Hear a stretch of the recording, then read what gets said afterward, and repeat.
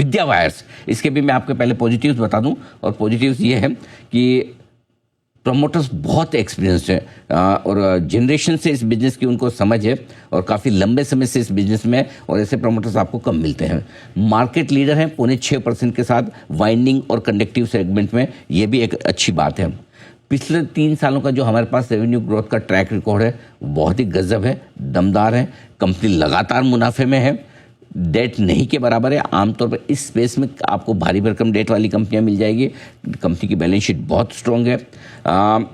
सबसे बड़ा ट्रिगर जो है इस कंपनी का वो ये कि ये अपनी कैपेसिटी डबल करने जा रहे हैं। 19,000 टन की और उतनी मेट्रिक टन की और उतनी की उतनी डबल कर रहे हैं, जो अगले क्वार्टर में शुरू हो जाएगी। तो वित्त वर्ष 2027 70-75% कैपेसिटी बढ़कर आएगी और वित्त वर्ष 2028 में फुल, यानी कि 1.5 साल से 2 साल में कंपनी की कैपेसिटी डबल हो जाएगी, यानी कि प्रॉफिट मुनाफा आराम से डबल होने की गुंजाइश है। तो ये आपको यहाँ से सबसे बड़ा बेनिफिट मिलेगा।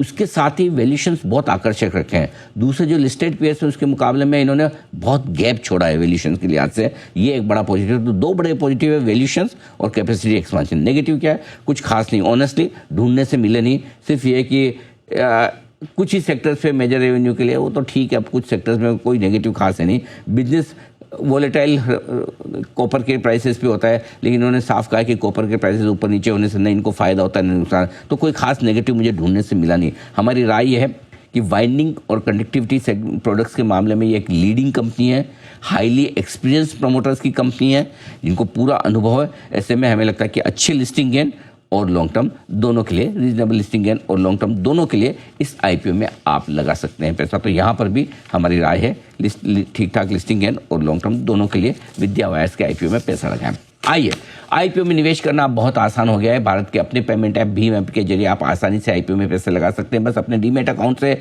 आईपीओ चुनें, पेमेंट मैंडेट सेट करें और भीम ऐप का यूपीआई आईडी डालें, हो गया आपका आईपीओ में इन्वेस्टमेंट।